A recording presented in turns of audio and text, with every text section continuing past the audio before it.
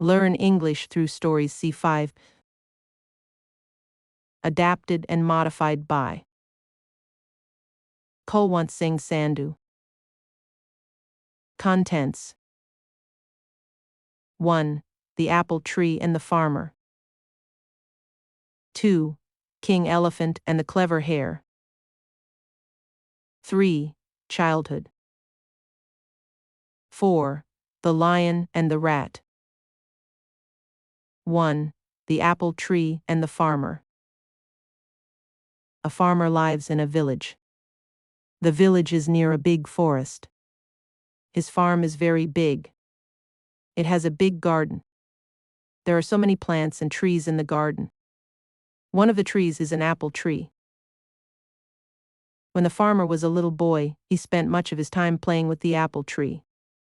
Those days the apple tree gave him nice and sweet apples. Now, the apple tree is old and has stopped bearing fruits. So the farmer is not getting any apples from the tree. He decides that the tree is useless. Therefore, he decides to cut the tree and use its wood to make some new furniture. He feels that since the tree is old and huge, he does not have to cure it. Instead, he will use it to make great furniture. He forgets that as a boy, he spent his entire childhood climbing the tree and eating its apples.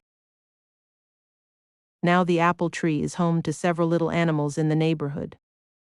This includes squirrels, sparrows, and a huge variety of birds and insects. When the farmer takes his axe and begins chopping the tree, all the little animals come rushing down. They all begin to plead with the farmer. They gather around the farmer and say, "Please don't cut the tree we used to play with you when you were small, under this very tree. This is our home and we have no other place to go." The farmer is stubborn. When he raises his axe, all the creatures start to cry. "Please don't chop and destroy my home and kids," cried the squirrel. "Please don't chop and destroy my nest," cried the little birds. "Please don't cut the apple tree," cried the grasshopper. The farmer, however, forgets his childhood and his animal friends. He begins to chop the tree harder. All the little animals become desperate and want to protect the apple tree at any cost.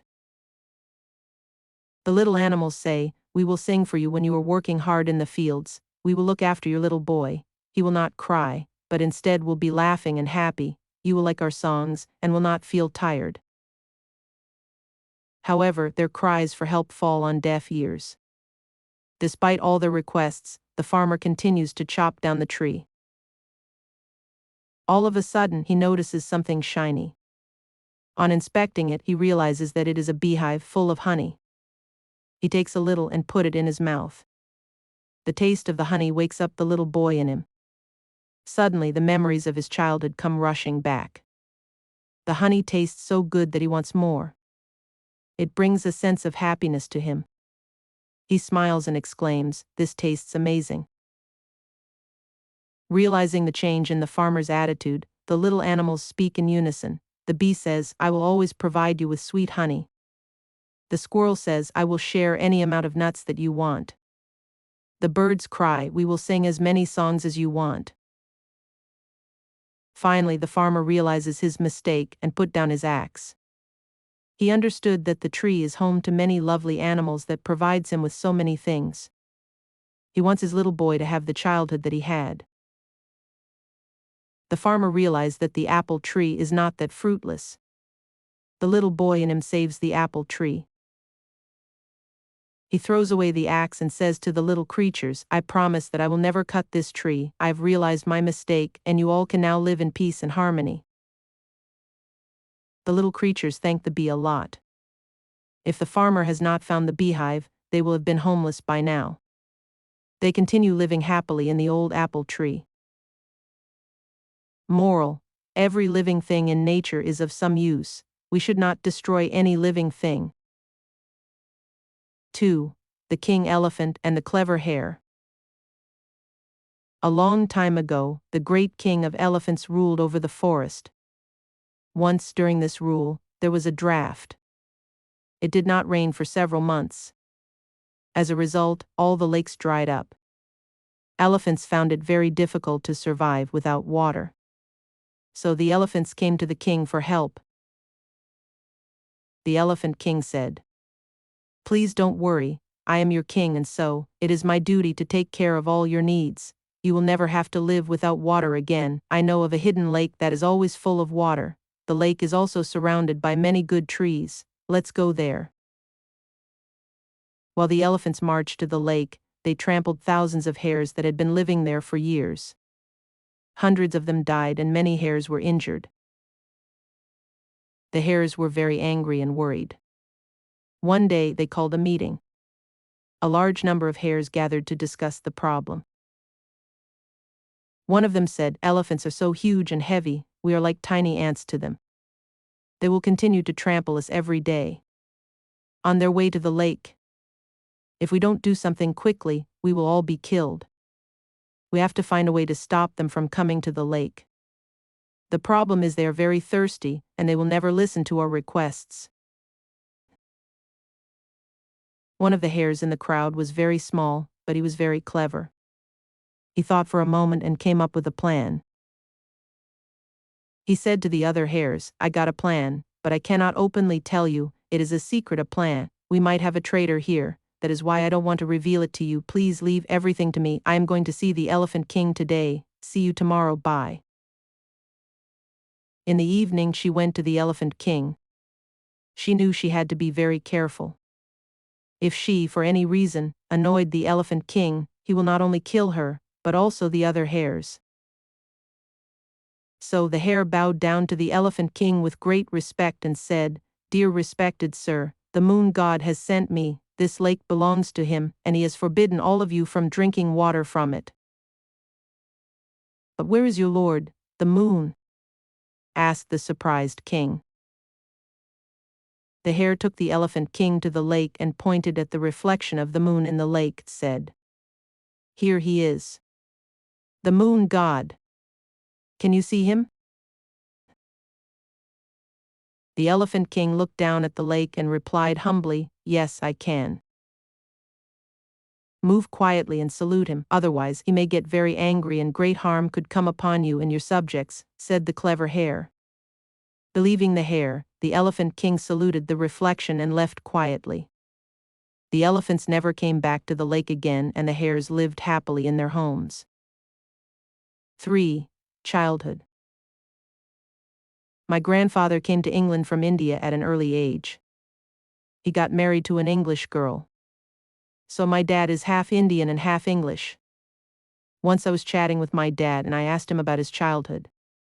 He told me the story of his childhood.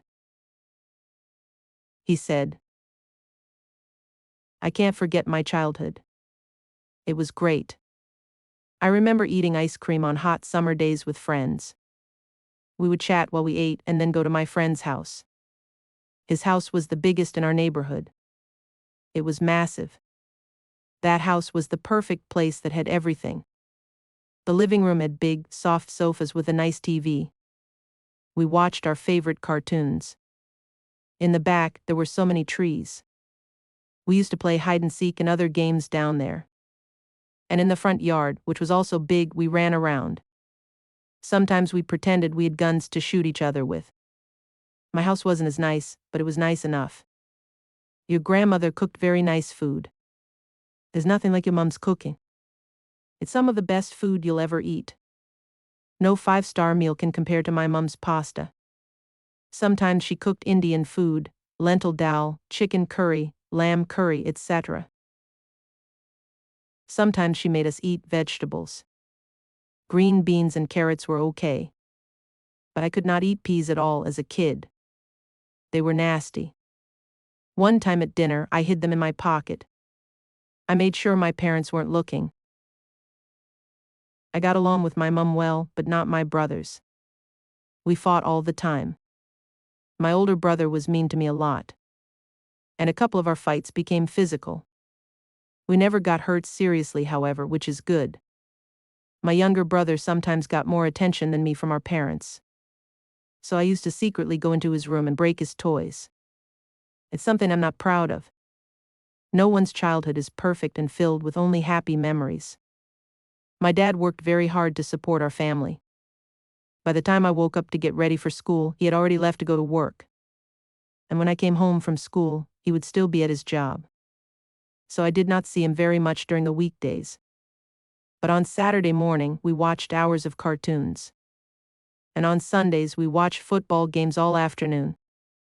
My dad was a simple man who liked to watch TV. He and my mom took us, kids, on a holiday each summer.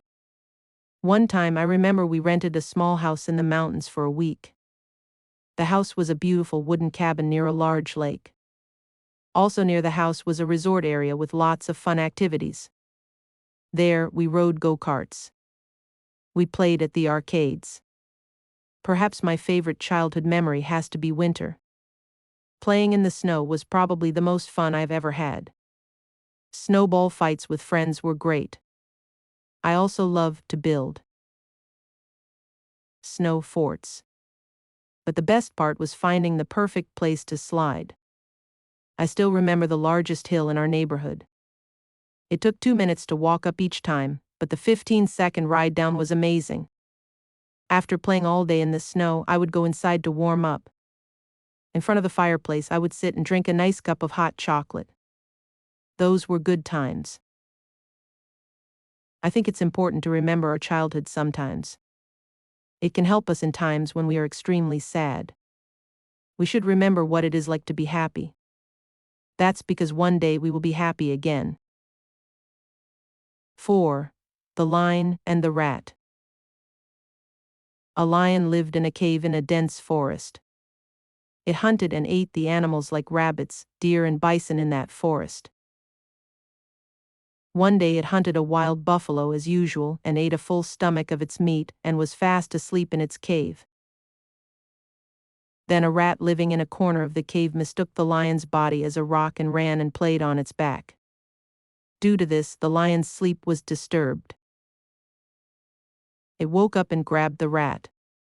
Then it looked at the rat and said, "Little rat, you have disturbed my sleep by climbing on me while I was fast asleep. Look what I am doing to you. I will put you in my mouth and chew you." The mouse trembled with fear. It held its life in its hand and looked at the lion and said, "Lion King, don't harm me. I pretended that your body was stone. Please forgive me. If you forgive me, I will help you in the time you need help." When the lion heard the mouse talking, the lion laughed loudly. It looked at the rat and said, "Rat, you are speaking funny. How can you help me with your tiny body? I'm the Lion King who looks like a mountain, and I will not need your help. Now that I'm full, I'll leave you alone. Or else I would have swallowed you." "Survive," he said, and let the rat go. The rat went and entered its place thinking that it had escaped and survived. One day the lion went hunting as usual. For a long time it couldn't find its prey. It was so tiring. It came to the middle of the forest in search of its prey. At that place, hunters had spread nets to catch animals. The lion was trapped within that net. The lion roared violently, trying hard to get out of the trap. It roared in anger again and again. This sound fell on the ears of the rat who was sleeping in its place. It immediately ran towards the lion. The rat bit the net with its sharp teeth and freed the lion. Then the lion looked at the rat and said, "Rat, I did not kill you that day when you disturbed my sleep. Then you promised to help me at the right time, and although your appearance is small, you helped me at the right time. I mocked your appearance on that day thinking how a tiny rat could help me. But you who are so small in form have saved my life today. I will never forget your help. Thank you for your help." Both the lion and rat walked towards their place. Moral: we should not mock someone's image and think what good they can do for us. A person who is small in appearance has more talent. So be kind to everyone.